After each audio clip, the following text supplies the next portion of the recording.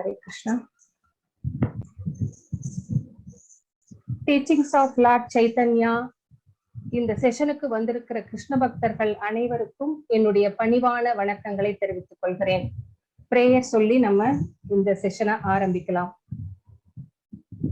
ஓம் நமோ பகவதே வாசுதேவாய. ஓம் நமோ பகவதே வாசுதேவாய. ஓம் நமோ பகவதே வாசுதேவாய. ஓம் அஜ்ஞான திமிராந்தஸ்ய ஞானாஞ்சன சலாகயா சக்ஷுருன்மிலிதம் येन तस्मै श्री गुरवे नमः.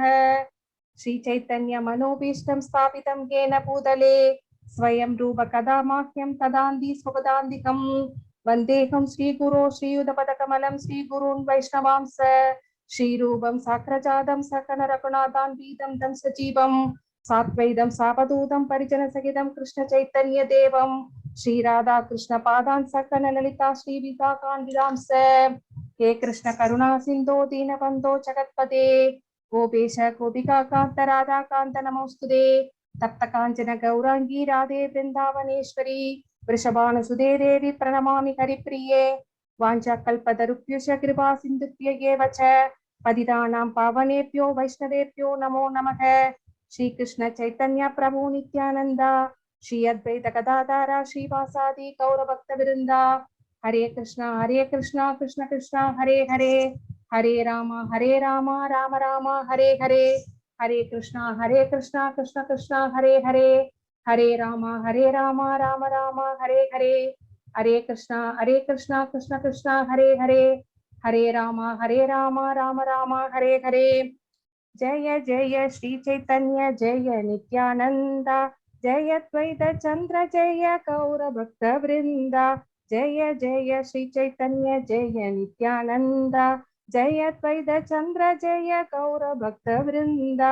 जय जय श्री चैतन्य जय नित्यानंद जय द्वैत चंद्र जय गौर भक्त वृंदा. ஸ்ரீ சைத்தன்யருக்கும் நித்யானந்தருக்கும் எல்லா புகழும் உரித்தாகட்டும். அத்வைத ஆச்சாரியருக்கு எல்லா புகழும் உரித்தாகட்டும். ஸ்ரீ கௌர பக்தர்கள் அனைவருக்கும் எல்லா புகழும் உரித்தாகட்டும். Hare Krishna devotees. Hare Krishna Mataji.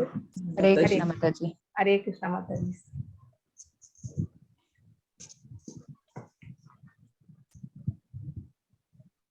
Further talks with பிரகாசானந்தா.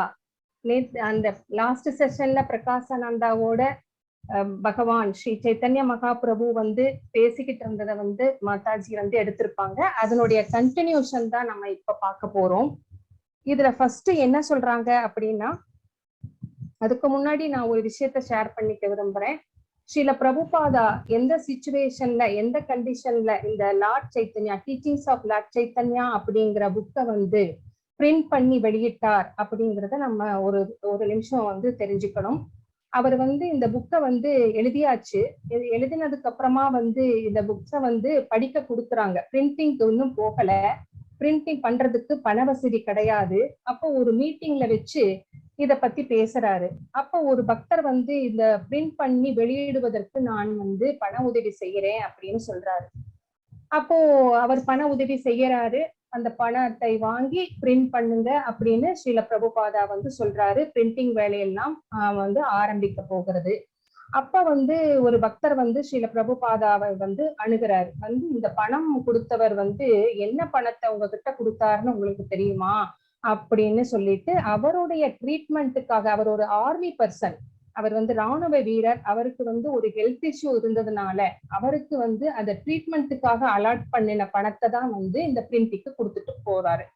So இந்த விஷயம் பிரபுபாதாவுக்கு தெரிய வருகிறது. அவர் உடனே என்ன சொல்றாரு, பக்தர்கள் கிட்ட எல்லாத்துக்கிட்டையும் பணம் கலெக்ட் பண்ணி அவருக்கு திரும்ப அனுப்பி வையுங்கன்னு சொல்லிட்டு அவர் மும்பைக்கு கிளம்பி போயிட்டாரு. போனதுக்கு அப்புறமா கொஞ்ச நாள், ஒரு வாரம் கழிச்சு அவருக்கு பிரபுபாதருக்கு ஒரு லெட்டர் வருது. கூடவே பணமும் அதுல வச்சு அனுப்பியிருக்காங்க. பணமும் மணி ஆர்டரும் அனுப்பியிருக்காங்க. என்னன்னா, அந்த பக்தர்கிட்ட இருந்துதான் வந்திருக்குது. நான் பிரிண்டிங்காக தான் நான் இந்த பணத்தை உங்களுக்கு கொடுத்துருக்கேன். நீங்க தயவு செஞ்சு இந்த பணத்தை ஏத்துக்கணும் அப்படின்னு அத சொல்றாரு. அப்படி சொல்லிட்டு ஒரு 2 நாள்லயே அவர் இறந்து போயிடுறாரு. சோ எந்த மாதிரியான பக்தர்களும் எந்த மாதிரியான குரு, நம்மளுடைய ஜெகத்குரு ஸ்ரீல பிரபுபாதரும் எவ்வளவு கஷ்டப்பட்டு இந்த புக்கை எல்லாம் நம்மளுக்கு வந்து பிரிண்ட் பண்ணி நம்மளுக்கு கொடுத்திருக்காங்க. நம்ம இன்னைக்கு ரொம்ப ஈஸியா வந்து இந்த விஷயங்களை எல்லாம் வந்து படிக்கிறோம், நம்ம வந்து திருத்திக் கொள்கிறோம். நம்ம வந்து பக்தி பாதையிலே வந்து முன்னேறுவதற்கு இதையெல்லாம் நம்மளுக்கு ரொம்ப யூஸ்ஃபுல்லா இருக்கு. ஆனா இதுக்கு பின்னாடி அவங்க வந்து எவ்வளவு கஷ்டப்பட்டு இருக்காங்க அப்படிங்கிற விஷயங்களை எல்லாம் வந்து நம்மளுக்கு தெரியாமையே போயிடுச்சு. சோ அதையெல்லாம் இப்போ ஒரு தெரிஞ்சுக்கிறதுக்கு ஒரு வாய்ப்பு கிடைச்சிருக்கு. சோ அவங்க எல்லாத்துக்குமே வந்து ஸ்ரீல பிரபுபாதருக்கும் நம்மளுடைய பியூர் டிவோட்டிஸ் நிறைய பேர் இருக்காங்க, இந்த மாதிரி எல்லாத்துக்கும் நம்மளுடைய பணிவான வணக்கங்களை சமர்ப்பித்து விட்டு இந்த செஷனுக்கு செல்லலாம். சோ இங்க வந்து ஃபர்ஸ்ட் பாவா அப்படின்னா என்னன்னு சொல்றாங்க. பாவம், பிரேம பாவம், பிரேமைக்கு முன்னாடி இருக்கிற அந்த ஒரு நிலைக்கு வந்து பாவா அப்படின்னு இங்க சொல்லப்பட்டிருக்கிறது. சோ இங்க பாவா அப்படின்னா என்ன அப்படின்னு ஃபர்ஸ்ட் பார்க்கலாம். ஹரே கிருஷ்ண மகா மந்திரத்தை ஜபிப்பவர்களுக்கு வந்து ஒரு அன்பு பரவசம் வந்து ஏற்படுகிறது கிருஷ்ணர் மேல. அந்த அன்பு பரவசம் வந்து சொல்லவே முடியாது.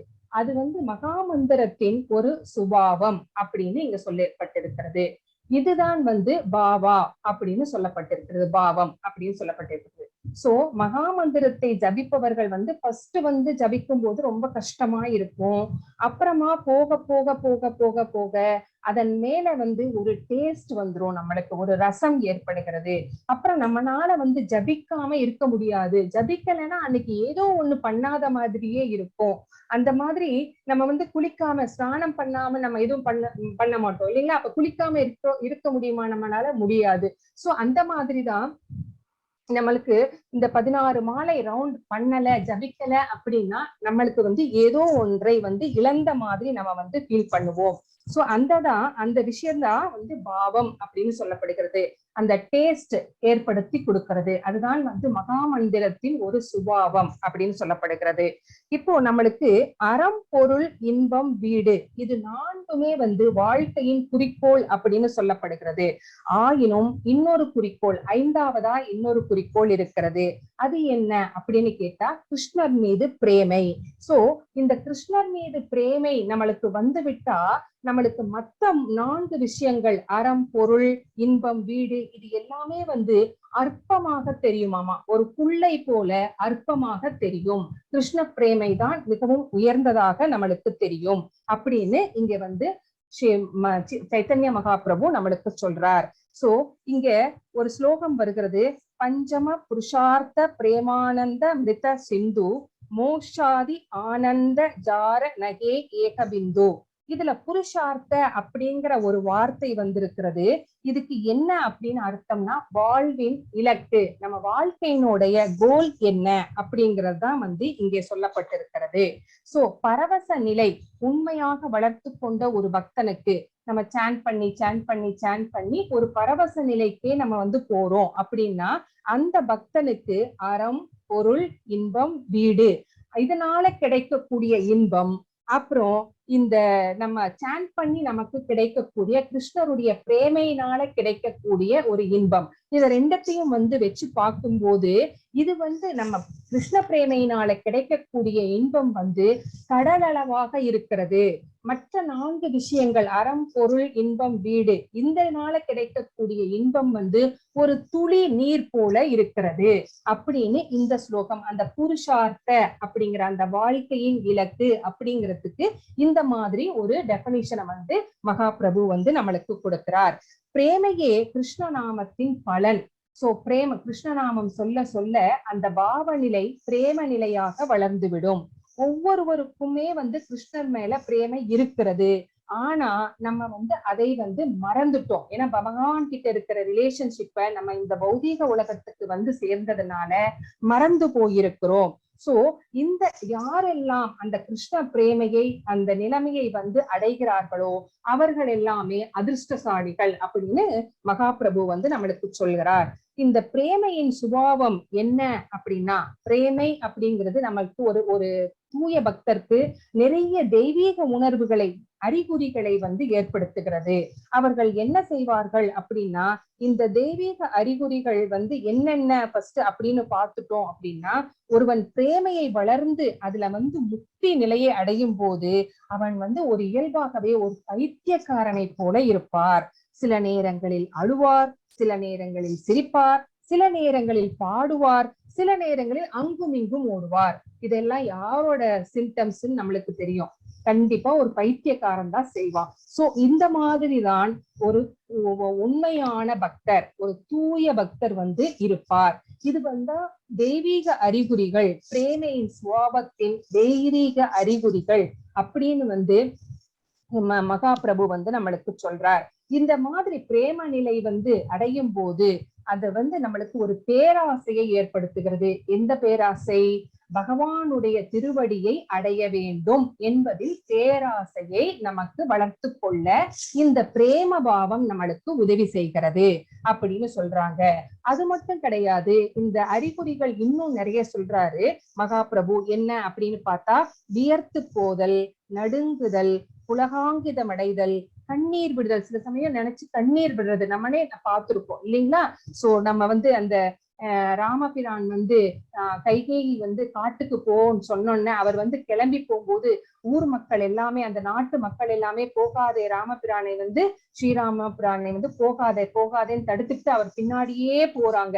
அந்த சீன் எல்லாம் பார்க்கும்போது நம்மளால தாங்க முடியாது, நம்மளால கண்ணீர் விட்டு அழுதுடுவோம். அந்த மாதிரிதான் குரல் நடுங்குதல், மேனி வெளுத்து போகுதல், பைத்தியக்காரத்தனம், வருத்தம், பொறுமை, கர்வம், மகிழ்ச்சி, பணிவு, இது எல்லாமே அந்த பிரேம பாவத்தின் தெய்வீக அறிகுறிகள் அப்படின்னு மகாபிரபு இங்க சொல்றாரு. சோ இது இந்த மாதிரி கிருஷ்ணனுடைய நாமத்தை நம்ம உச்சரிக்கும் போது அந்த நாமம் நம்மளை ஆடச் செய்கிறது, பாடச் செய்கிறது அப்படின்னும் இங்க சொல்றார் பிரபு.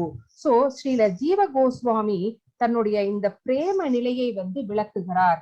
எப்படி விளக்குறார் அப்படின்னு பார்த்தா, தெய்வீக பிரேமையானது புருஷோத்தம கடவுளின் அந்தரங்க சக்தி, தெய்வீக சக்தி ரெண்டுமே சேர்ந்து இருக்கிறது. சோ தெய்வீக பிரேமையில இந்த ரெண்டு சக்திகளும் சேர்ந்து இருக்கிறது. இது வெளிப்புற சக்திக்கு உட்பட்டது அல்ல. சோ இது பகவானுடைய அந்தரங்க சக்தி. சோ முழுமுதற் கடவுளும் இந்த தெய்வீக சக்தியின் கீழ் தான் இருக்கிறார்.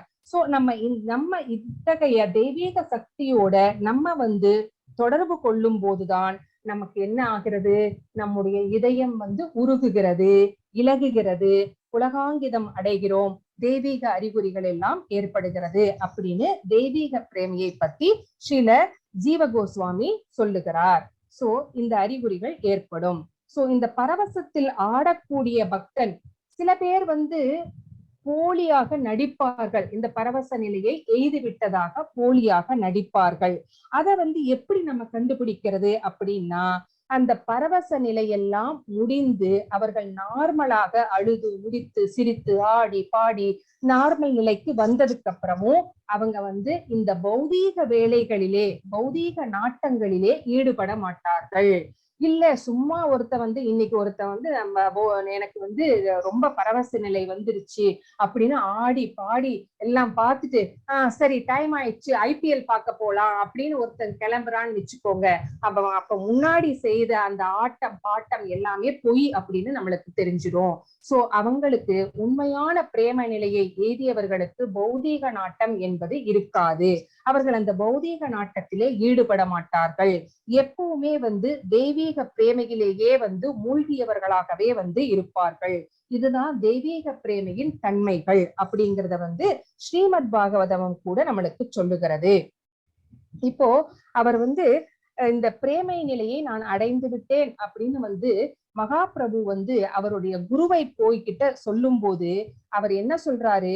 அன்புள்ள மகனே, பிரேமையினை வளர்த்து வாழ்வின் மிக உயர்ந்த குறிக்கோளை நீ அடைஞ்சிட்டீங்க. இது ரொம்ப நல்லது. இதனால என்னுடைய சீடன் இந்த பிரேம நிலையை ஏறிவிட்டான் அப்படின்ட்டு நான் ரொம்ப ரொம்ப ரொம்ப திருப்திப்படுகிறேன். நான் இப்போ உங்களுக்கு கடன்பட்டவனாகி விட்டேன் அப்படின்னு அவருடைய குரு சொல்றாரு.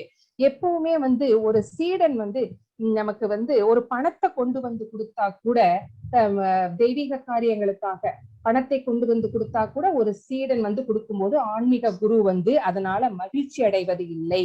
ஆனா ஒழுக்க நெறிகளை எல்லாம், அந்த 4 ரெகுலேட்டிவ் பிரின்சிபல்ஸ் எல்லாமே அதையெல்லாம் கடைபிடித்து ஆன்மீக வாழ்க்கையில ஒரு சீடன் முன்னேற்றம் அடைவதை காணும் போது அந்த குருவுக்கு ரொம்ப ரொம்ப மகிழ்ச்சி ஏற்படுகிறது. எப்படி ஒரு குழந்தை அம்மா அப்பா குழந்தை தவழும் போது ஒரு சந்தோஷப்படுறாங்க, அந்த குழந்தை எதையாவது பிடிச்சிட்டு நிக்க ட்ரை பண்ணும் போது ஒரு சந்தோஷப்படுறாங்க, அந்த மாதிரிதான் இந்த குருவும் சீடனுடைய ஆன்மீக வளர்ச்சியை பார்த்து ரொம்ப திருப்தி அடைகிறார், சந்தோஷம் அடைகிறார், அவனுக்கு கடன்பட்டவனாகவே அவர் ஆகிறார். சோ அப்ப என்ன சொல்றாரு அவருடைய குரு பகவானை பார்த்து, நீ தொடர்ந்து ஆடு பாடு, அப்புறம் சங்கீர்த்தனம் செய். சோ பகவானுடைய இந்த நாம சங்கீர்த்தன உச்சாடனத்தை பத்தி எல்லாத்துக்குமே பிரச்சாரம் செய்வாயாக. சோ இதனால கட்டுண்ட ஆத்மாக்கள், இந்த வீழ்ச்சியடைந்த ஆத்மாக்களை உம்மால் விடுவிக்க இயலும் அப்படின்னு பகவான் சொல்றாரு. பகவானுக்கு அவருடைய குரு சொல்றாரு. சோ இந்த பக்தர்கள்ல 2 விதமாக இருக்கிறார்கள். சோ என்னென்ன அப்படின்னு பார்த்தோம்னா, போஸ்டியானந்திகள், பஜனானந்திகள் அப்படின்னு 2 பேர் இருக்காங்க. இந்த பஜனானந்தி அப்படிங்கிறவங்க தம்முடைய சொந்த தொண்டு, பக்தி தொண்டுல வளர்ப்பதிலே மட்டுமே கவனமாக இருப்பார்கள். சோ அது கொஞ்சம் செல்பிஷா தான் இருக்கு. ஆனா இன்னொருத்தர் இருக்காங்க பாத்தீங்களா, போஸ்டியானந்தி. அவங்க தம்மையும் பக்குவப்படுத்தி கொண்டு தம்மை சுற்றி இருப்பவர்களையும் அந்த பக்தி பாதையிலே அழைத்து செல்வார்கள். இதற்கு சிறந்த உதாரணம் யார் அப்படின்னு சொல்லணும் அப்படின்னா, பிரகலாத மகாராஜரை நம்ம சொல்லலாம். அவர் பிரகலாத மகாராஜன் கிட்ட பகவான் முன்னாடி நின்னு உனக்கு என்ன வேண்டும் அப்படின்னு கேட்கும் போது பிரகலாத மகாராஜன் என்ன சொல்றாரு அப்படின்னா, எம்பெருமானே, நான் உங்களுடைய திருநாமத்தை உச்சரிப்பதிலே திருப்தியில் உற்று இருப்பதால் எந்த வரத்தையும் நான் விரும்பவில்லை. நாமத்தை உச்சரிக்கும் போதெல்லாம் தெய்வீக ஆனந்த பெருங்கடலிலே நான் மூழ்கி கிடைத்து விட எனக்கு இதுவே போதும், வேற எதுவுமே வேண்டாம் உங்களுடைய. ஆனா நிறைய பேரு உங்களுடைய இந்த அன்பு இல்லாம இருக்கும் போது, இந்த அன்பை அனுபவிக்க தெரியாமல் இருக்கும் போது அவர்களை பார்த்து நான் கவலைப்படுகிறேன். அவர்கள் இந்த பௌதீக இன்பங்களிலே அதிலேயே மூழ்கி இருக்கிறார்கள். அதற்காகவே எல்லாவற்றையுமே அவர்களுடைய உழைப்பு, நேரம் எல்லாத்தையுமே செலவிடுகிறார்கள். இரவு பகலாக அயராது உழைத்து அதற்காகவே பாடுபட்டு கொண்டிருக்கிறார்கள். நான் அவர்களுக்காக வருந்துகிறேன். அவர்களை இந்த மாயையின் பிடியில் இருந்து நான் விடுவிக்க வேண்டும் என்று விரும்புகிறேன் அப்படின்னு பிரகலாத மகாராஜர் சொல்கிறார். சோ பகவானின் மீது யாரெல்லாம் ஆன்மீக பகவானின் மீதும் ஆன்மீக குருவின் மீதும் அசையாத நம்பிக்கை யாருக்கு இருக்கிறதோ அவர்கள் மகாத்மாக்கள் அப்படின்னு சொல்லப்படுகிறார்கள். அவர்களுக்கு வேதத்தின் ஞானம் தானாகவே விளங்கும். சோ பகவான் அவர்களுக்கு தம்மை தாமே வெளிப்படுத்துகிறார் அப்படின்னு நம்ம பகவத்கீதையில கூட பார்த்தோம். அவர்களுக்கு இந்த வேத ஞானத்தையும் விளங்க செய்கிறார் பகவான்.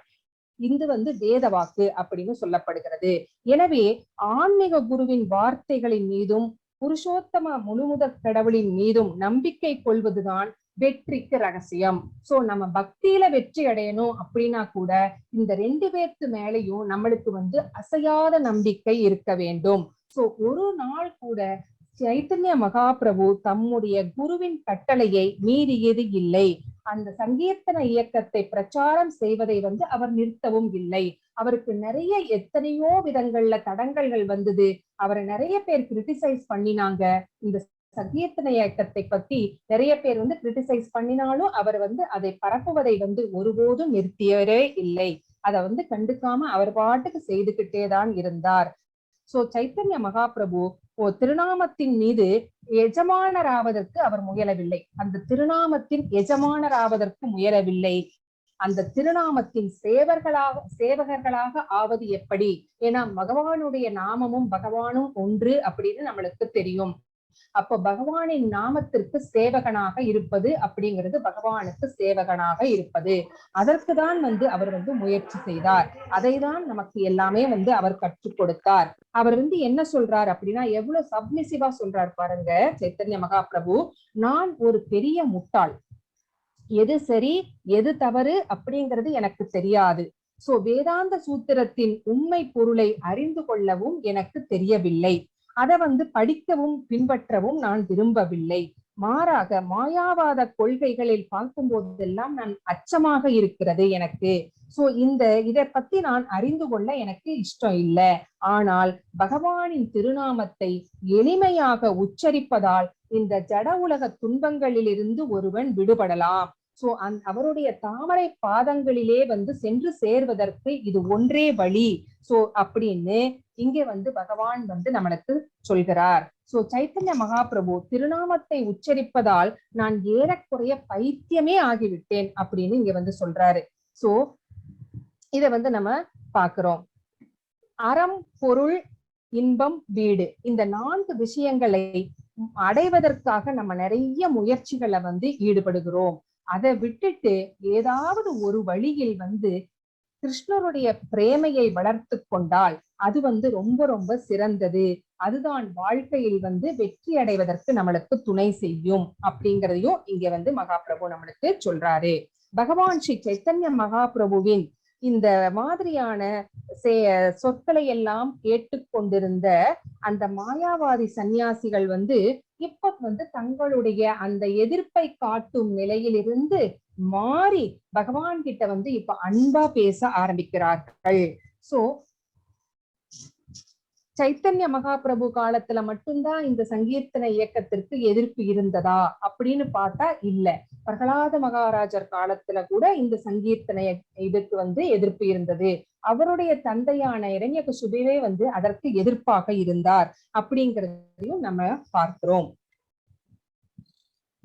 சோ இந்த மாதிரி நம்ம இப்போ ஒரு பிரசாகர் நம்ம ஒரு டீச்சிங்ல இருக்கிறோம் அப்படின்னா, நம்ம கிருஷ்ண பக்தியை பரப்புவதற்காக வந்திருக்கிறோம் அப்படின்னா நமக்கு என்ன சொல்றார் இங்க மகாபிரபு அப்படின்னு பார்த்தோம் அப்படின்னா, சைத்தன்ய மகாபிரபுவின் வார்த்தைகள் எல்லாம் உருகி அந்த மாயாவாதி சன்னியாசிகள் நண்பர்களாகி இப்ப இனிய வார்த்தைகள்ல பேச ஆரம்பிச்சிருக்கிறார். எப்படி அப்படின்னா, சைத்தன்ய மகாபிரபு அந்த மாயாவாத சன்னியாசிகளை எதிரிகளாக அவர் பார்க்கவே இல்லை.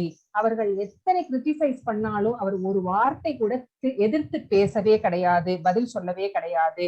சோ இந்த மாதிரி எதிர்ப்புகளை நம்ம கூட சந்திக்க வேண்டி வரும், சந்திச்சுக்கிட்டுதான் இருக்கிறோம். டீச்சிங் பண்ற டீச்சர்ஸ்க்கு எல்லாத்துக்குமே இந்த எக்ஸ்பீரியன்ஸ் இருக்குன்னு நினைக்கிறேன். சோ ஆயினும் அத்தகையோரை எதிரிகளாக்கி விடக்கூடாது. அப்ப நம்ம என்ன பண்ணணும் அப்படின்னா, அவர்கள் கிட்ட பணிவாக பேசணும், கடுமையாக பேசுவதை தவிர்க்க வேண்டும். சோ இந்த மாதிரி சைத்தன்ய மகாபிரபுவோட அடிச்சுவடுகளை நாம் பின்பற்றினால் மட்டும்தான் நம்ம அவங்களுக்கு நம்முடைய ஆச்சாரியர்கள் என்ன சொன்னார்கள் அப்படிங்கறத எடுத்து சொல்ல முடியும். சோ சாஸ்திரங்கள்ல இருக்கிற மேற்கோள்களை நம்ம அவங்களுக்கு சுட்டி காட்டலாம். சோ இந்த மாதிரிதான் பகவானின் எதிரிகளை நாம் தோற்கடிக்க முயல வேண்டும் அப்படின்னு சைத்தன்ய மகாபிரபு நம்மளுக்கு ஐடியாஸ் எல்லாம் நல்லா கொடுத்திருக்கிறார். சோ அப்புறம் பிரியமான சைத்தன்ய மகாபிரபு என்ன சொல்றார் அப்படின்னா, இப்ப மாயாவாதி சன்னியாசிகள் ஒத்துக்கிறாங்க, நீங்க சொல்றதெல்லாம் உண்மை. சோ அதிர்ஷ்டம் உள்ளவன் மட்டும்தான் கிருஷ்ண பிரேமையை அடைய முடியும் அப்படிங்கிறதையும் அந்த மாயாவாத சன்னியாசிகள் ஒத்துக்கிறாங்க.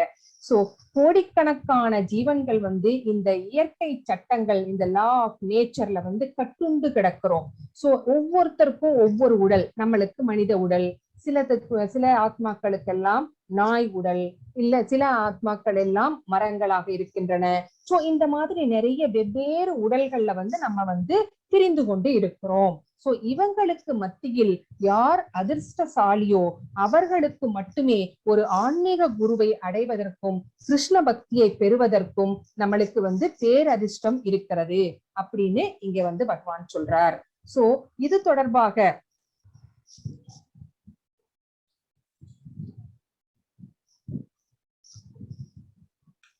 இப்போ அந்த மாயாவாதி சன்னியாசிகள் பகவான் சொன்னதை ஒத்துக்கிட்டாங்க. இப்ப மறுபடியும் அவங்களுக்கு ஒரு சந்தேகம் வருகிறது. என்ன சொல்றாங்க, ஒரு கேள்விய முன்னாடி வைக்கிறாங்க சைத்தன்ய மகாபிரபுக்கு. என்ன அப்படின்னு கேட்டா, நீங்க சிறந்த கிருஷ்ண பக்தராக இருக்கிறீர்கள், ஆட்சேபனையே இல்லை, அனைவருக்கும் மகிழ்ச்சி. ஆனால் நீங்கள் இந்த வேதாந்த சூத்திரத்தினை நீங்கள் தவிர்ப்பது ஏன்? இந்த வேதாந்த சூத்திரத்தை படிப்பது, அதை பற்றி வந்து தர்க்கம் செய்வது, இதுல மாதிரி எல்லாம் நீங்க வந்து ஏன் ஈடுபட மாட்டீர்கள் அப்படின்னு வந்து இவங்க வந்து கேக்குறாங்க. சோ அதுக்கு வந்து பகவான் என்ன பதில் சொல்ல போகிறார் அப்படின்னு நம்ம இங்க பார்க்கலாம். சோ மாயாவாதி சன்னியாசிகள் இந்த மாதிரி பேசினதுக்கு அப்புறம் மகாபிரபு வந்து புன்னகை பூக்கிறார்.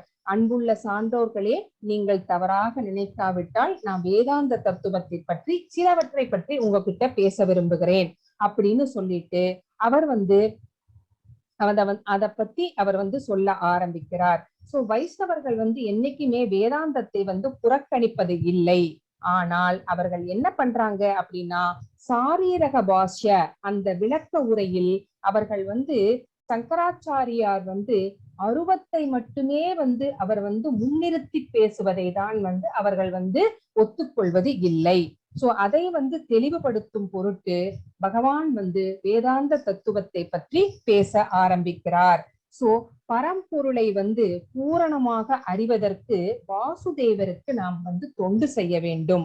பக்தி தொண்டுல வந்து நம்ம ஈடுபட வேண்டும். இந்த பக்தி தொண்டு அப்படிங்கிறது மாயாவாதி சன்னியாசிகள் வந்து செய்யவே மாட்டார்கள் அப்படிங்கிறது நமக்கு எல்லாத்துக்குமே நல்லா தெரியும். அவர்கள் செய்வது எல்லாமே வந்து வேதாந்தத்தை படிப்பார்கள், தியானத்திலே ஈடுபடுவார்கள், பக்தி தொண்டில் ஈடுபட மாட்டார்கள். அதனால ஃபர்ஸ்ட் எடுத்தோன்ன சைத்தன்ய மகாபிரபு அந்த பாயிண்ட் தான் வந்து முன்னாடி சொல்றாரு. சோ வாசுதேவருக்கு பக்தி தொண்டு புரிய வேண்டும். பரமபுருஷரான அவர்தான் வந்து பரம்பொருளின் இறுதி நிலை. சோ பிரம்மன் என்பது அவருடைய திருமேனியிலிருந்து வரும் பிரகாசம். ஆனா மாயாவதி சன்னியாசிகள் என்ன சொல்றாங்க, அந்த பிரகாசத்தை தான், அந்த அருவஜோதியைத்தான் அவர்கள் வந்து ரொம்ப வந்து முக்கியத்துவம் கொடுத்து பகவானாக வழிபட்டு கொண்டு இருக்கிறார்கள். சோ அந்த பரமாத்மா அவரது ஒரு பகுதியின் அம்சமாக இருப்பவர். சோ அந்த பிரகாசமும் பரமாத்மாவும் பகவானினுடைய ஒரு பகுதிதான். சோ பரம்பொருளை பிரம்மன் அல்லது பரமாத்மாவாக உணர்வது என்பது முழுமை பெறாத தன்னுணர்வு. சோ செல்ஃப் ரியலைஸ்டு பர்சன் ஆகல, அவங்க பாதிதான் வந்திருக்காங்க. இன்னும் மீதி பாதியை வந்து அவர்கள் வந்து அறிந்து கொள்ளவே இல்லை அப்படின்னு இங்க வந்து பகவான் வந்து சொல்றாரு. சோ பிரம்மனையும் பரமாத்மாவையும் உணர்வது என்பது பக்குவமற்ற உணர்வு நிலையாக இருப்பதால், சோ அது பக்குவமற்ற நிலை அப்படின்னு சொல்லிட்டாரு. சோ அப்ப என்ன பக்குவம் அடையணும்னா என்ன செய்யணும் அப்படின்னா, சோ இந்த வேதாந்த ஸ்ருதியை வந்து நம்ம வந்து கேட்கணும், சிரவணம் பண்ணணும். சோ பூரண ஞானத்தை அறிந்து கொள்ளணும், பௌதீக சங்கத்தை விட்டுவிட வேண்டும். அப்படிங்கிறதுல வந்து ஒரு மாணவன் இருந்தால் மட்டுமே அந்த பக்குவமான நிலையை அடைய முடியும், பகவான் அப்படிங்கிறதை வந்து புரிந்து கொள்ள முடியும். சோ இல்லைன்னா அந்த பக்குவமற்ற பாதி கிணறுதான் அவங்க தாண்டி இருக்கிறாங்க, முழு கிணறு அவங்க தாண்டவே இல்லை. அந்த நிலையில்தான் அவர்கள் இருப்பார்கள் அப்படின்னு இங்க வந்து பகவான் சொல்றாரு. பக்தர்களுக்கு இடையிலே கூட வந்து முதல் நிலை, இரண்டாம் நிலை, மூன்றாம் நிலை அப்படின்னு 3 நிலைகள் வந்து இருக்கிறது. ஆரம்ப நிலையில் உள்ள அந்த பக்தர்கள், அதாவது ஆரம்ப நிலையில 3ஆம் நிலையில இருக்கிற பக்தர்கள் வந்து ஞானம் இல்லாதவர்கள், பௌதீக சங்கத்திலிருந்து விலகாதவர்களாக இருப்பார்கள். சோ அவங்களுக்கு என்ன முக்கியம்னா சென்ஸ் கிராட்டிபிகேஷன், அதுதான் வந்து முக்கியம். சோ தங்களுடைய புலன்களை திருப்திப்படுத்துவதிலே மட்டும்தான் அவர்கள் வந்து குறிக்கோளாக வைத்துக் கொண்டிருப்பார்கள். ஆனா அவங்க வந்து கோயிலுக்கெல்லாம் போவாங்க, விக்கிரக வழிபாடுகள் எல்லாம் செய்வார்கள். சோ இதெல்லாம் வந்து அவங்களை வந்து அட்ராக்ட் பண்ணுது. ஆனாலும் இவர்கள் வந்து லௌகீக பக்தர்கள் அப்படின்னு தான் வந்து சொல்லப்படுகிறார்கள். இந்த பௌதீக லாபத்திலே தான் வந்து அவர்கள் வந்து அதிகமாக பற்று கொண்டு இருக்கிறார்கள். அவங்க பகவான் கிட்ட போய் என்ன கேட்பாங்க அப்படின்னா, அந்த ஆர்டர் பிளேஸ் பண்ற மாதிரிதான் வந்து கேட்பாங்க. சோ பகவான் கிட்ட வந்து நான் இது பண்றேன், நீங்க இது பண்ணுங்க அப்படிங்கிற மாதிரிதான் வந்து பேசுவாங்க. சோ இந்த பௌதீக லாபத்திலே அதிகமாக பற்று கொண்டு இருக்கிறார்கள். சோ இந்த பௌதீக பக்தியிலிருந்து, இந்த லௌகீக பக்தியிலிருந்து அவர்கள் வந்து 2ஆம் நிலைக்கு, 3ஆம் நிலையிலிருந்து 2ஆம் நிலைக்கு வந்து அவர்கள் வந்து முன்னேற வேண்டியது கண்டிப்பாக அவசியம். இந்த 2ஆம் நிலையில் இருப்பவர்கள் யார் அப்படின்னு கேட்டா, அந்த பக்தர்களுக்கு வந்து பரமபுருஷர் அப்படிங்கிறவர் யார், அவருடைய பக்தர்கள் வந்து எப்படிப்பட்டவர்கள், அறியாமையில இருப்பவர்கள் எப்படி இருப்பார்கள், பொறாமைப்படுபவர்கள் எப்படி இருப்பார்கள் அப்படிங்கிற இந்த 4 கோட்பாடுகளும் அந்த 2ஆம் நிலை பக்தர்களுக்கு நன்றாக தெரிந்திருக்கும். அப்போ ஒருவர் தம்மை குறைந்தபட்சம் 2ஆம் நிலை பக்தராகவாவது நம்ம வந்து தகுதியுடையவர்களாக ஆக்கி கொள்ள வேண்டும். அது வந்து 3ஆம் நிலை பக்தர்கள் வந்து 2ஆம் நிலைக்கு வர வேண்டும் அப்படின்னு இங்க பகவான் வந்து சொல்றார். எனவே 3ஆம் நிலை பக்தர் ஒருவர் பகவத்கான அங்கீகரிக்கப்பட்ட மூலத்திலிருந்து பக்தி தொண்டை பற்றிய உபதேசங்களை பெற வேண்டும். அந்த 3ஆம் நிலையிலிருந்து 2ஆம் நிலைக்கு வரணும் அப்படின்னா அவங்க வந்து ஒரு டிசிப்ளின் சக்சஷன்ல இருந்து வந்த பாரம்பரிய குருமார்களிடமிருந்து அவர்கள் வந்து உபதேசங்களை வந்து பெற்றுக்கொள்ள வேண்டும். அவர்களிடம் சரணடைந்து அவர்கள் சொல்வதை கேட்டு அவங்க என்ன சொல்றாங்களோ அந்த வழிகாட்டுதலின்படி நடந்து அவங்க வந்து 2ஆம் நிலைக்கு உயர வேண்டும். அந்த மாதிரி பக்தி தொண்டில் நிலை பெற்றுள்ள பக்தர் வந்து அவருக்கு வந்து குருவாக ஒருத்தர் இருக்காங்க பாத்தீங்களா, அந்த பக்தரை வந்து தூய பக்தர் அவரை வந்து ஒரு பாகவதம் அப்படின்னு சொல்றாங்க. அப்புறம் இன்னொரு பாகவதம் என்ன, பகவானுடைய செய்திகளை தாங்கிய நம்ம டெய்லி காலையில படிக்கிற ஸ்ரீமத் பாகவதம் இன்னொரு பாகவதம். இப்ப 2 பாகவதம். அந்த தூய பக்தர், அந்த குருவாகிய தூய பக்தர் ஒரு பாகவதம், இந்த புக்ல நம்ம படிக்கிறோமே ஸ்ரீமத் பாகவதம் 60 பாகவதம். சோ இந்த மாதிரி 2 பாகவதம். சோ இந்த 3ஆம் நிலை பக்தர் வந்து இந்த பக்தி தொண்டு நெறிகளை அறிய பக்த பாகவதரிடம் செல்ல வேண்டும் அப்படின்னு இங்க வந்து பகவான் வந்து சொல்றாரு. சோ இதுல வந்து ரொம்ப கேர்ஃபுல்லா இருக்கணும். அவங்க வந்து சில பேர் வந்து பாகவதம் சொல்றேன் அப்படின்னு சொல்லிட்டு சப்தாகம் பண்றேன் அப்படின்னு சொல்லிட்டு பாகவதம் சொல்லி கொடுக்குறேன்னு சொல்லிட்டு அவங்க வந்து கமர்ஷியலா வந்து அவங்க வந்து வியாபாரத்திலே வந்து ஈடுபடுவார்கள். அந்த மாதிரி குருமார்கள் கிட்ட போய் ஏமாந்து விடக்கூடாது அப்படின்னு இங்க வந்து பகவான் வந்து நம்மை வந்து எச்சரிக்கிறார். சோ உண்மையான பக்தர் ஒருவர் தம்முடைய முன்னேற்றத்தின் நன்மைக்காக என்ன பண்ணணும் அப்படின்னா உபனிஷதங்கள், வேதாந்த சூத்திரம், பூர்வ அதிகாரிகளாலும் கோஸ்வாமிகளாலும் வழங்கப்பட்ட இதர இலக்கியங்கள் முதலியவற்றை நாம் கேட்பதற்கு தயாராக இருக்க வேண்டும். நம்மளுக்கு நல்லா தெரியும் ஸ்ரவணம் அப்படிங்கிறதுதான் பக்தியினுடைய முதல் படிக்கட்டு அப்படிங்கிறது. சோ இந்த மாதிரி இந்த விஷயங்கள் எல்லாம் உபனிஷத்துக்களை, இந்த வேதிக் லிட்ரேச்சர்ஸை சோ இதெல்லாம் வந்து கேட்பதற்கு எப்படின்னா ரொம்ப அட்டென்டிவா கேட்பதற்கு நம்ம வந்து தயாராக இருக்க வேண்டும். இந்த மாதிரி இலக்கியங்களை கேட்காமல் ஒருவரால் பக்தியிலே வந்து முன்னேற முடியாது அப்படின்னு இங்க வந்து சொல்லியிருக்கிறாரு. சோ உபதேசங்களை கேட்காமலும் பின்பற்றாமல், கேட்டா மட்டும்தான் அதை வந்து பின்பற்ற நம்ம ஆரம்பிப்போம். சோ அப்பதான் வந்து பக்தி தொண்டில் வந்து முன்னேறுவதற்கு வழி ஏற்படும். சோ இந்த பக்தி தொண்டானது ஸ்ருதி, ஸ்மிருதி, புராணம், சோ பஞ்சராத்திரத்தின் அதிகாரத்திற்கு ஏற்றபடி இந்த நாளும் என்ன சொல்கிறதோ அதுக்கேற்ற மாதிரிதான் வந்து நம்ம வந்து பக்தி செய்ய வேண்டும். அதை விடுத்துட்டு ஒரு பாவனைக்காக, ஒரு போலியாக நானும் பக்தி செய்கிறேன் அப்படின்ட்டு சாண்ட் பண்றேன்னு சொல்லிட்டு போய் உட்கார்ந்துக்கிறது, அந்த மாதிரி போலியாக பாவனைகள் செய்வதை வந்து ஒரு தூய பக்தன் வந்து எப்போதுமே வந்து செய்ய மாட்டான், செய்யக்கூடாது. சோ இந்த வேத இலக்கியங்களில் உள்ள இது போன்ற செய்திகளை எல்லாம் ஒரு தூய பக்தன் கிரகித்துக் கொள்வதனால பரமபுருஷன் எங்குமே வியாபத்து இருக்கிறார் அப்படிங்கிறதுக்குள்ளேயும் நம்முடைய இதயத்திற்குள்ளும் அவர் இருக்கிறார் அப்படிங்கிறதையும் அந்த தூய பக்தன் தெளிவாக தெரிந்து கொள்கிறான். அந்த தெளிவுக்கு பேர்தான் சமாதி என்று சொல்லப்படுகிறது.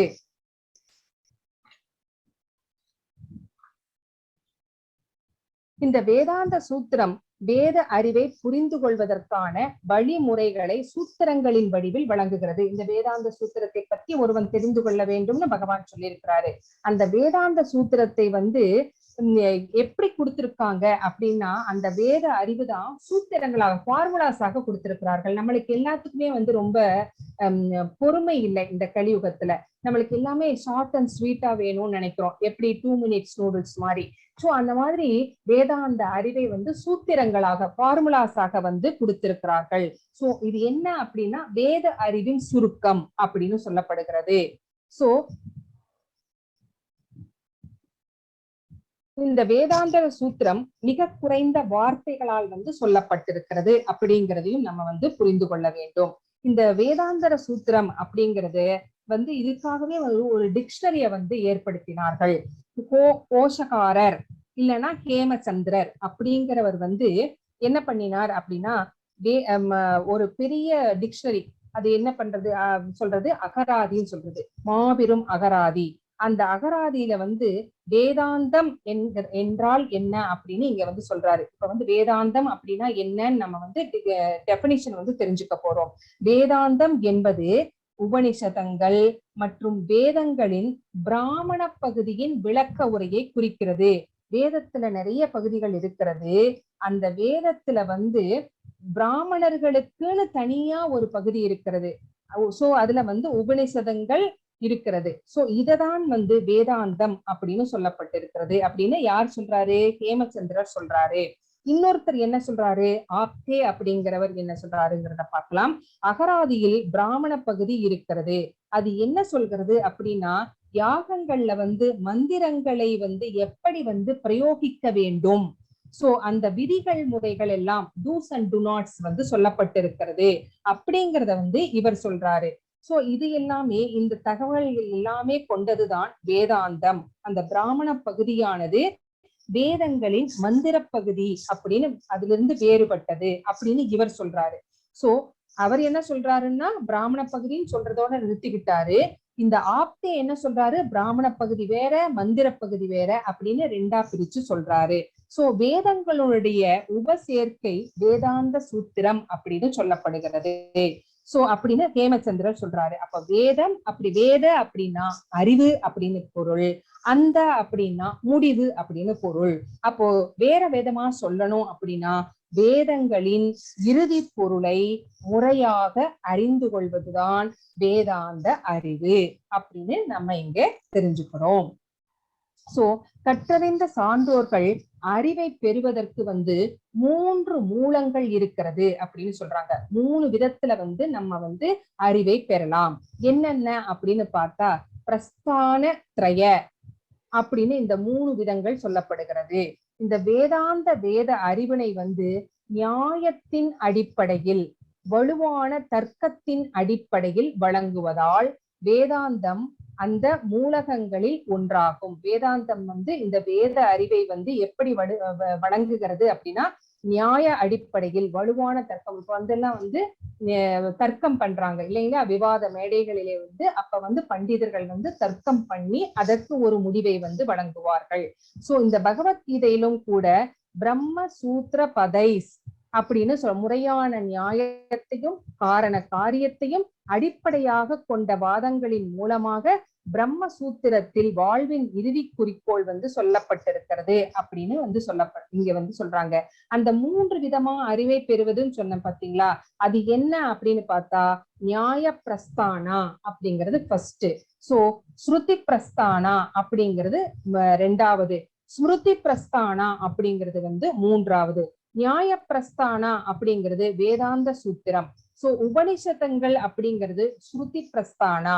அப்போ கீதை, மகாபாரதம், புராணங்கள் இது எல்லாமே ஸ்மிருதி பிரஸ்தானா அப்படின்னு சொல்லப்படுகிறது. நான் மறுபடியும் சொல்றேன், நியாய பிரஸ்தானா அப்படிங்கிறது வேதாந்த சூத்திரம், ஸ்ருதி பிரஸ்தானா அப்படிங்கிறது உபனிஷதங்கள், ஸ்மிருதி பிரஸ்தானா அப்படிங்கிறது கீதை, மகாபாரதம் மற்றும் புராணங்கள். சோ இது 3மே அறிவின் மூலங்கள் அப்படின்னு இங்க சொல்லப்பட்டிருக்கிறது. சோ வேத அறிவு, சாத்வத பஞ்சராத்திர எனப்படும் உபவேதங்கள் இரண்டுமே இத வேத அறிவு எங்கிருந்து வந்துச்சு அப்படின்னு கேட்டா, பகவானுடைய சுவாசத்திலே இருந்து வந்தது. அதை தொகுத்து வழங்கியவர் தான் பகவானுடைய அங்கமான, பகவானுடைய விரிவாக்கமான வேதவியாசர் அப்படிங்கிறது நம்மளுக்கு நல்லா தெரியும். அந்த வேதவியாசர் அந்த பணியிலே ஈடுபட்டிருந்த போது அதுல ஈடுபட்டிருந்த மற்ற ரிஷிகள் யார் யாரு அப்படிங்கிறத பத்தி ஸ்ரீ பக்தி சித்தாந்த சரஸ்வதி தாகூரர் சொல்றாரு. அது யாரு அப்படின்னு பார்த்தோம்னா, ஆத்ரேய ரிஷி, ஆஸ்மரத்யர், ஔடுலோமி, காஷ்ணஜினி, காசக்ருஸ்னர், ஜெய்மினி மற்றும் பாதரி, பாராசரி, கர்மந்தி பிக்ஷு, இவங்க எல்லோருமே இந்த வேலைகளிலே ஈடுபட்டு இருந்தவர்கள் தான் அப்படின்னு ஸ்ரீ பக்தி சித்தாந்த சரஸ்வதி தாகூர் நம்மளுக்கு சொல்றார்.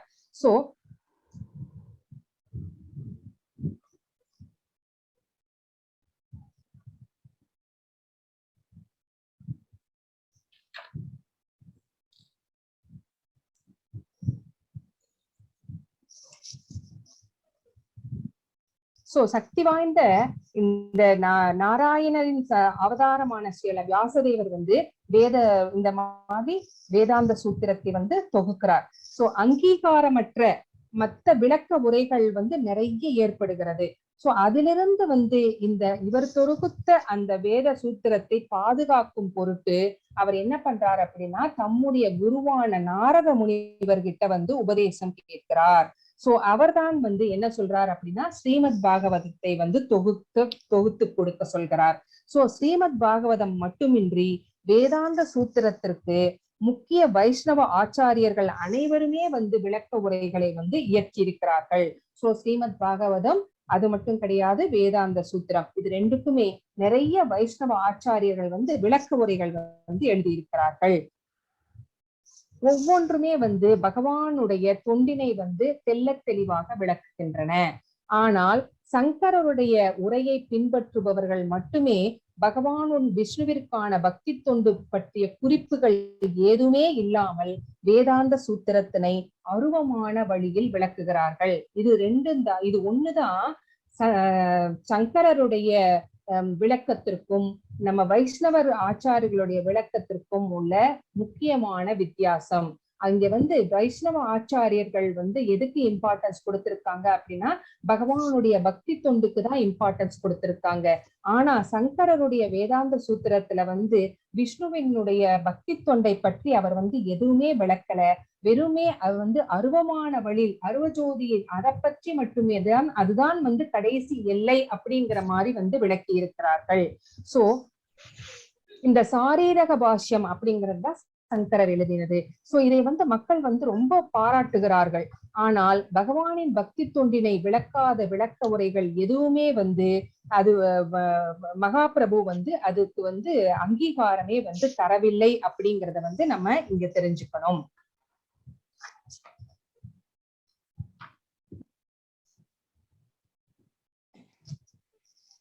எனவே ஒருவர் வந்து சாரீரக பாஷ்யத்திற்கு, அதாவது சங்கரருடைய அந்த பாஷ்யத்திற்கு முக்கியத்துவத்தை வழங்கக்கூடாதுன்னே இங்க வந்து சொல்லப்பட்டிருக்கிறது.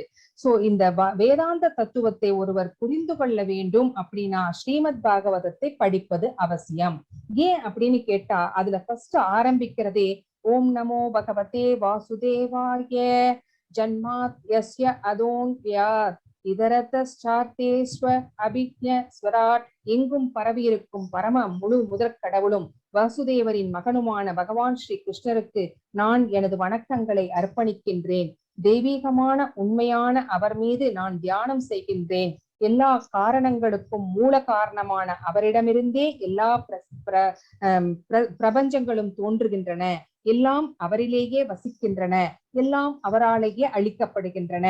எல்லா தோற்றங்களும் நேரடியாகவோ இல்லை மறைமுகமாகவோ அறிந்திருப்பவர் அவரே. அதே சமயத்தில் அவர் வந்து பூரண சுதந்திரம் ஆனவர். அவர் வந்து நித்திய பிரகாசம் கொண்ட அந்த இறைவனின் மீது நான் வந்து தியானிக்கிறேன் அப்படின்னு ஆரம்பிக்கிறது. சோ இதனுடைய ஆனால் துரதிருஷ்டவசமாக சங்கராச்சாரியருடைய விளக்க உரை வந்து ஒருவன் வந்து அதனால் வந்து கவரப்பட்டால் அவனுடைய வாழ்க்கை வந்து நாசமடைந்து விடும் அப்படின்னு வந்து இங்கே வந்து சொல்லப்பட்டிருக்கிறது. சங்கராச்சாரியார் யார் அப்படின்னு பார்த்தா அவர் வந்து சிவபெருமானுடைய அவதாரம் தான். அவர் எப்படி மக்களை வந்து இப்படி வந்து ஏமாத்துறாரு அப்படின்னு ஒருத்தர் வந்து கேட்கலாம். சோ இந்த காரியத்தை வந்து யார் செய்ய சொல்கிறார் அப்படின்னா பரமபுருஷ பகவான் தான் வந்து இந்த காரியத்தை வந்து செய்ய சொல்கிறார் அவரை. சோ இது வந்து சிவபெருமானுடைய வார்த்தைகளிலேயே வந்து பத்ம புராணத்திலே வந்து உறுதிப்படுத்தப்பட்டிருக்கிறது.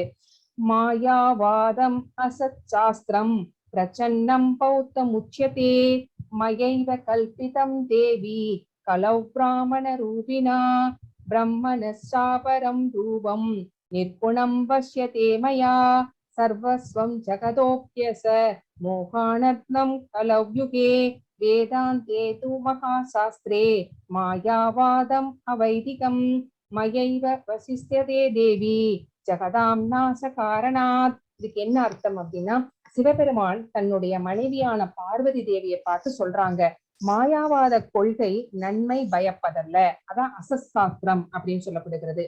அசத் சாஸ்திரம் அப்படின்னா நன்மை தராது, இது மறைக்கப்பட்ட பௌத்தம் அப்படின்னு சொல்றாரு. பிரியமான பார்வதியே, கலியுகத்தில் நான் ஒரு பிராமணருடைய உருவை ஏற்று நான் வருவேன். அப்போ இந்த மாயாவாத கற்பனை கொள்கைகளை நான் கற்றுக் கொடுக்கிறேன். யாருக்கு கற்றுக் கொடுக்கிறார் அப்படின்னு பார்க்கலாம். பரமபுருஷ பகவானை ரூபங்களும் குணங்களும் இல்லாதவராக விவரித்து நான் நாஸ்திகர்களை ஏமாற்றுகிறேன் அப்படின்னு சொல்றாரு. சோ அது போலவே வேதாந்தத்தை விளக்கும் போது கூட நான் மாயாவாத கொள்கைகளை எடுத்து உரைத்து நான் பகவானின் ரூபத்தினை மறுத்து ஒட்டுமொத்த மக்களையும் நாஸ்திகத்தை நோக்கி தவறாக வழிநடத்துகிறேன் அப்படின்னு பகவான் சொல்றாரு. பார்வதி தேவிக்கு சிவபெருமான் சொல்றாரு. சோ இது சிவபுராணத்தில் சிவபெருமானிடம் புருஷோத்தமரான முழுமுதற் கடவுள் சொல்கிறார். द्वापरादयुगे भूत्वा कलयामानुषादिषु स्वागमै कल्पिदैस्तमं सजनान्मत् विमोகான் குரு. கலியுகத்திலே வேதங்களுக்கு கற்பனையான அர்த்தத்தினை பிரச்சாரம் செய்து பொதுமக்களை தவறாக வழிநடத்தி அவர்களை குழப்புவாயாக அப்படின்னு யாரு சொல்லியிருக்கிறாரு?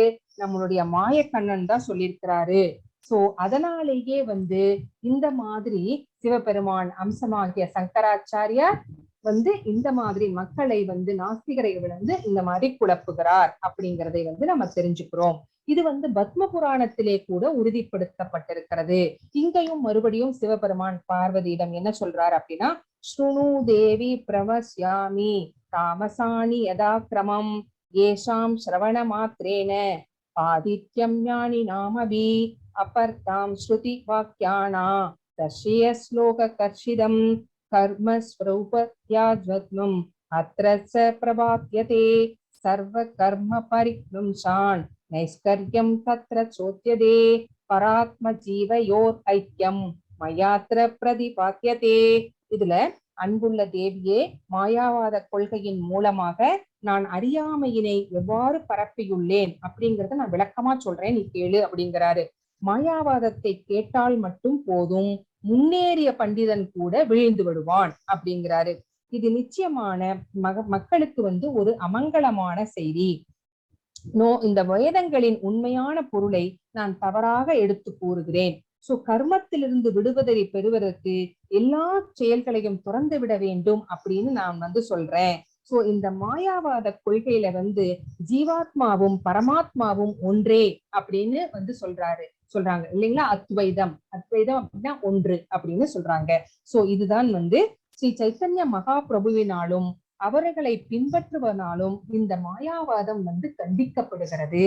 சோ இத நம்ம பகவான் சொன்னதுனாலேயே இதை மக்களுக்கு இந்த மாதிரி ஒரு குழப்புறாங்க. குழப்பினால்தான் ஒரு தெளிவு கிடைக்கும்.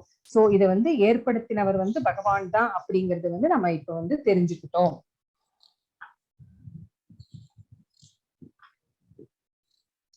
சோ பரமபுருஷ பகவான் எப்படிப்பட்டவர்? பரமபுருஷ பகவான் சக்திகளால் நிறைந்தவர், ஆன்மீக சக்திகள் நிறைந்தவர். அவருடைய திருமேனி, திருநாமம், திருப்புகழ், பரிவாரங்கள் எல்லாமே ஆன்மீகமானவை. சோ இந்த மாயாவாதி அறியாமையின் காரணத்தால் இவங்க என்ன சொல்றாங்க, இந்த மாயாவாத சன்னியாசிகள் எல்லாமே இது எல்லாமே சத்துவகுணத்தின் தோற்றங்கள். பகவானுடைய அந்த எல்லா விஷயங்களுமே, ஆன்மீக விஷயங்கள் எல்லாத்தையுமே சத்துவகுணத்தின் தோற்றங்கள் அப்படின்னு அவங்க ரொம்ப குறைவாக மதிப்பிட்டு சொல்கிறார்கள். சிவபெருமானின் அம்சமான சங்கராச்சாரியார் குற்றமற்றவர் தான்.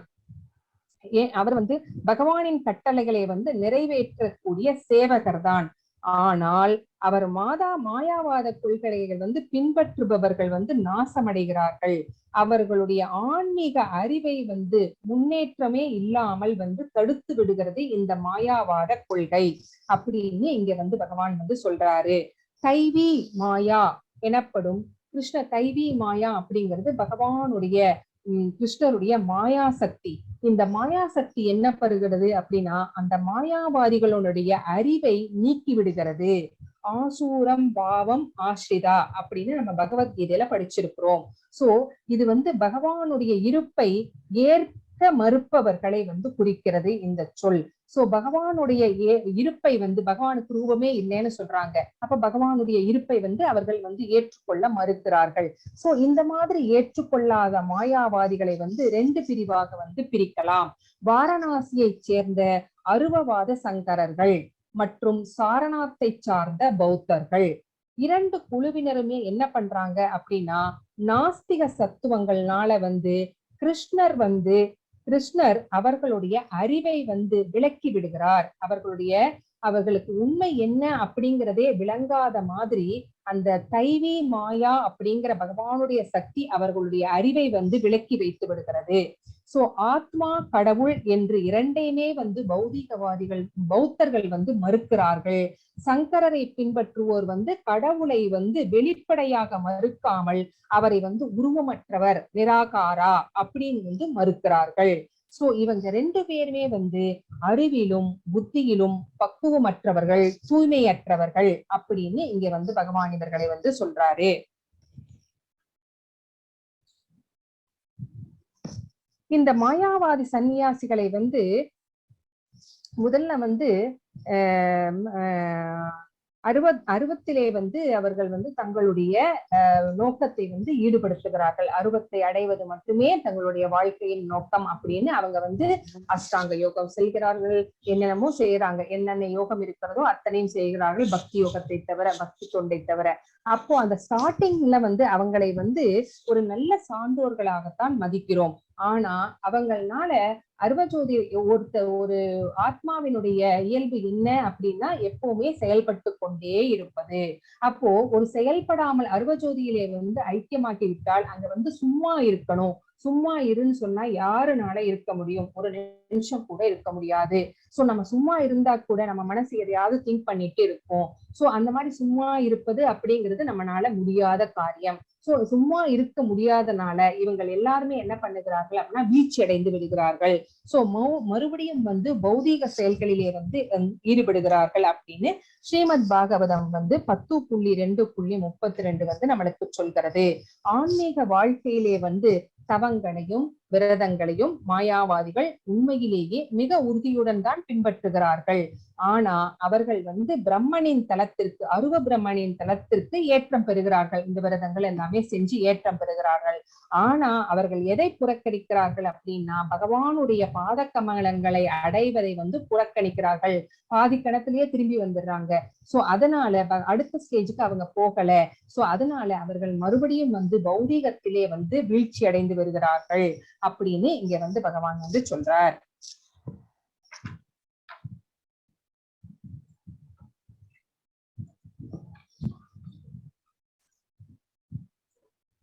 மேலும் உயிர்வாளிகள் எப்படிப்பட்டவர்கள்? சக்திகள் தான். அருவவாத அந்த மாயாவாத சன்னியாசிகள் என்னன்னு சொன்னாங்க, நானும் கடவுளும் ஒண்ணு அப்படின்னு தான் சொன்னாங்க. ஆன்மாவும் பகவானும் ஒண்ணு அப்படின்னு சொல்றாங்க. ஆனா இங்க நம் சைத்தன்ய மகாபிரபு என்ன சொல்றார்? உயிர்வாளிகள் சக்திகள் தான், சக்திகள். ஆனால் சக்திமான்கள் அல்ல. கிருஷ்ணர் மட்டுமே சக்திமான். இதை பகவத்கீதையும் சொல்கிறது, விஷ்ணு புராணமும் சொல்கிறது. சோ நிறைய எல்லா வேதிக் லிட்ரேச்சர்ஸுமே நம்மளுக்கு பகவான் மட்டும்தான் சக்திமான், நம்ம அவருடன் பிரிந்து வந்த அணுப்பொறிகள் அப்படிங்கிறதை நம்மளுக்கு நன்றாகவே விளக்கி இருக்கிறது. சோ இந்த ஆன்மீக அறிவிலே முன்னேற்ற பெறும் பாதையிலே அவங்க இந்த ஆன்மீகவாதிகள் எதையெல்லாம் ஏற்றுக்கொள்கிறார்கள்? 3 மூலங்கள் இருக்கிறதுன்னு சொன்னோம். நியாய பிரஸ்தானம் இருக்கிறது, ஸ்ருதி பிரஸ்தானம் இருக்கிறது. இந்த 2 பிரஸ்தானத்தின் ஏற்றுக்கொண்ட மாயாவாதிகள் இந்த 3வது பிரஸ்தானமான ஸ்ருதி பிரஸ்தானம், அதாவது பகவத்கீதை, மகாபாரதம் போன்ற புராணங்களை ஏற்றுக்கொள்ள மறுக்கிறார்கள். ஒரு குரு ஏதாவது ஒண்ணு சொன்னா அதை முழு மனசோட அவர் சொல்கின்ற எல்லாவற்றையுமே தான் ஏற்றுக்கொள்ள வேண்டும். பாதியை ஏத்துக்கிறோம், பாதியை விட்டுடுவோம், பாதியை நாங்க ஏற்றுக்கொள்ள மாட்டோம் அப்படின்னா அது என்ன சொல்லப்படுகிறதுனா அர்த்த குக்கிடி நியாய, அரைக்கோழி நியாயம் அப்படின்னு சொல்லப்படுகிறது. சோ இதை ஆச்சாரியர்களால் அங்கீகரிக்கப்பட்ட எல்லா விஷயங்களையுமே ஏற்றுக்கொள்ள வேண்டியது அவசியம் அப்படிங்கறதை இங்கே வலியுறுத்துகிறார்கள்.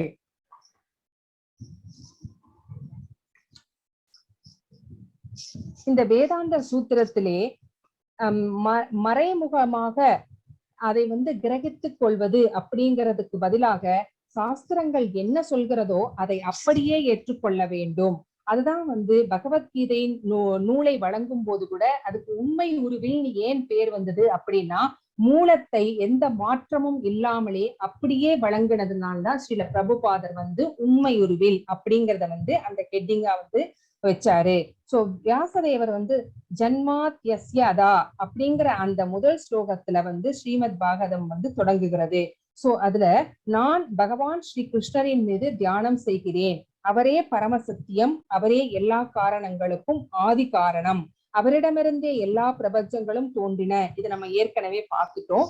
இந்த மாதிரி எல்லாவற்றையுமே வந்து பக்குவமாக செய்வது என்பதை பரமபுருஷர் பகவான் நன்கு அறிவார். சோ இந்த எப்பொழுதுமே அவர் வந்து எல்லா கடந்த காலம், நிகழ்காலம், வருங்காலம் எல்லாவற்றையுமே வந்து அவர் வந்து அறிந்திருக்கிறார். ஆனால் பக்தனை தவிர வேறு யாரும் அவரை வந்து உள்ளபடி அறிவதில்லை அப்படிங்கறத வந்து பகவத்கீதையிலே 7.26 வந்து சொல்லி இருக்கிறார்.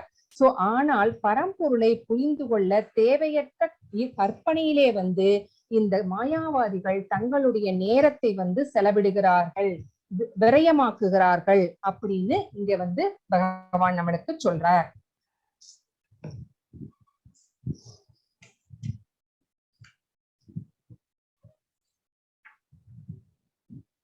எல்லா மாயாவாதி சன்னியாசிகளும் வந்து இந்த மாதிரி வந்து பகவான் ஸ்ரீ சைத்தன்ய மகாபிரபு கிட்ட தங்களுடைய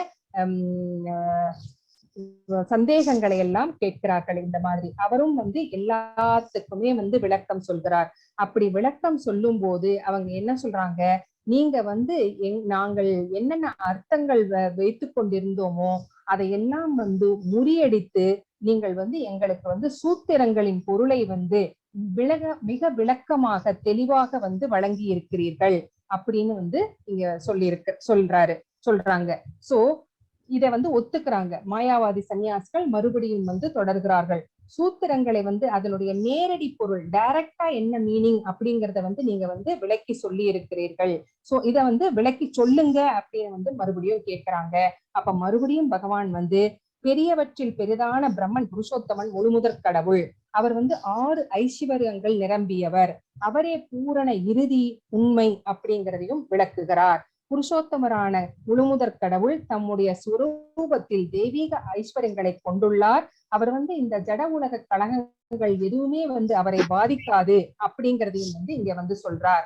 சோ பரம்பொருள் அருவமானது அப்படின்னு நாம் பேசினா அவருடைய ஆன்மீக சக்திகளை வந்து நாம் புறக்கணித்தவர்களாகின்றோம். சோ நீங்க உண்மை பாதியை மட்டும் ஏற்றுக்கொண்டால் மீதி உண்மையை வந்து நாம் மறுத்து விடுகிறோம். இத வந்து உபனிஷத்தம் சொல்லுகிறது.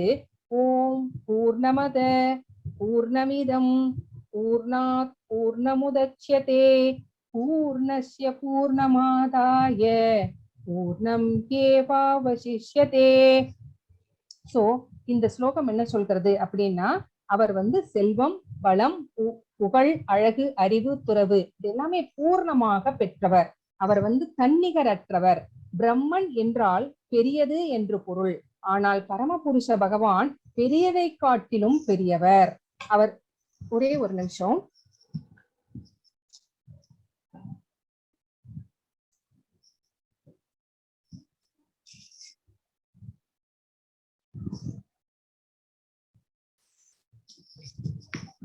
சோ அவர் வந்து 6 ஐஸ்வர்யங்களும் நிரம்ப பெற்றவர், தன்னிகரற்றவர். பிரம்மன் என்றால் பெரியது அப்படின்னு பொருள். பரமபுருஷ பகவான் பெரியதை காட்டிலும் பெரியவர். அவர் பிரபஞ்சம் எங்கும் பரவியிருக்கும் சூரிய ஒளியை காட்டிலும் சூரிய கிரகம் எப்படி பெரியதோ அதை போன்றவர். பிரபஞ்சம் எங்கும் பரவியிருக்கும் சூரிய ஒளிக்கதிரானது குறைமதிப்பு கிடைத்தவர்களுக்குத்தான் பெரிய விஷயமாக தோன்றலாம். ஆனால் சூரிய கதிர்களை காட்டிலும் சூரியன் பெரியது. மேலும் சூரியனை காட்டிலும் சூரிய தேவன் பெரியவர். அதுபோலத்தான் அருவ பிரம்மன் பெரிதாக தோன்றும் பட்சத்திலும் அது அவ்வளவு பெரிது இல்லை. அருவ பிரம்மன் பரமபுருஷ பகவானின் உடலிலிருந்து தோன்றும் ஒரு பிரகாசம் மட்டுமே, ஒரு ஒளி மட்டுமே. சோ பகவானின் தெய்வீக ரூபமானது அருவ பிரம்மன் மற்றும் உள்ளிருக்கும் பரமாத்மா என இரண்டை காட்டிலும் பெரியது. சோ எனவே வேத இலக்கியங்களில் பிரம்மன் என்ற சொல் எங்கெல்லாம் உபயோகிக்கப்பட்டுள்ளதோ அது பரமபுருஷனை குறிப்பதாக அறியப்பட வேண்டும் அப்படின்னு இங்க விளக்கமாக நம்மளுக்கு சொல்கிறார்கள். சோ இங்க சிரவணத்துடன் பக்தி தோன்றினால் மட்டுமே பரமபுருஷ பகவானை அணுக இயலும். சோ பகவானை அப்படிப்பட்ட பகவானை எப்படி அணுகுவது அப்படின்னு இங்க சொல்றார். சிரவணம், சோ அவரை பற்றி கேட்க வேண்டும். ஒருத்தரை பற்றி கேட்பதனால் மட்டுமே அவர் மேல அவர் இன்னும் தெரிந்து கொள்ள வேண்டும் அப்படிங்கிற ஆர்வம் வரும். சோ அப்பதான் அவர் மேல ஒரு பற்று வரும்.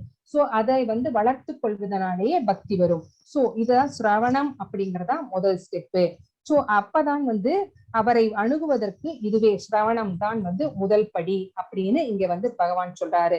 ஸ்ரவணம் கீர்த்தனம் விஷ்ணு ஸ்வரணம் பாத சேவனம் அர்ச்சனம் வந்தனம் தாஸ்யம் சக்கியம் ஆத்ம நிவேதனம். ஸ்ரீமத் பாகவதம் 7.5.23 நம்மளுக்கு இந்த ஸ்லோகங்கள் நம்மளுக்கு நல்லாவே தெரியும். சோ சிரவணம் அப்படிங்கிறதுனால கீர்த்தனத்துடன், சிரவணம் கீர்த்தனத்துடன் பக்தி தொண்டினை பயிற்சி செய்வதனால் மட்டுமே கட்டுண்ட ஆத்மாக்களுடைய அந்த மனித மனங்கள் எல்லாமே களங்கங்கள் நிறைந்தது. அந்த களங்கங்கள் எல்லாம் அந்த சிரவணத்தினாலேயும் கீர்த்தனத்தினாலேயும் தூய்மை அடைகிறது, கிளென்ஸ் ஆயிட்டே வருது அப்படிங்கிறத பகவான் அவர்களுக்கு சொல்றார். அந்த மாயாவாத சன்னியாசிகளுக்கு அப்படி சொன்னோன்னே இவங்க என்ன சொல்றாங்க, நீங்கள் தான் சாட்சாத் நாராயணர் அப்படிங்கறத அவங்க ஒத்துக்கிறாங்க. சோ இத்தனை நாளும் உங்களை நிந்தித்து, உங்களை கிறிஸ்டியேஸ் பண்ணிட்டு இருந்தோமே, அந்த மாதிரி நிந்தித்து உங்களுக்கு இழைத்த அபராதங்களுக்கு எங்களை தகை கூர்ந்து மன்னித்து விடுங்கள், தயவு செஞ்சு மன்னிச்சிடுங்க அப்படின்னு கேட்கிறாங்க. சோ அந்த மாயாவாதிகளின் சன்னியாசிகளின் மனம் இப்போ மாற்றம் அடைந்திருக்கிறது. சோ மாற்றமடைந்த காரணத்தினாலே பகவானுடைய உபதேசமான கிருஷ்ண அப்படிங்கிற அந்த பகவானுடைய நாமத்தை அவர்கள் உச்சரிக்க ஆரம்பிக்கிறார்கள். இந்த மாதிரிதான் சைத்தன்ய மகாபிரபு மாயாவாத சன்னியாசிகளின் எல்லா அபராதங்களையும் மன்னித்து மிகவும் கருணையுடன் அவர்களை கிருஷ்ண நாமத்தினால் ஆசீர்வதித்தார் அப்படிங்கிறதோட இந்த சாப்டர் முடிவடைகிறது. ஹரே கிருஷ்ணா மாதாஜி, பிரபுஜி. ஹரே கிருஷ்ணா மாதாஜி.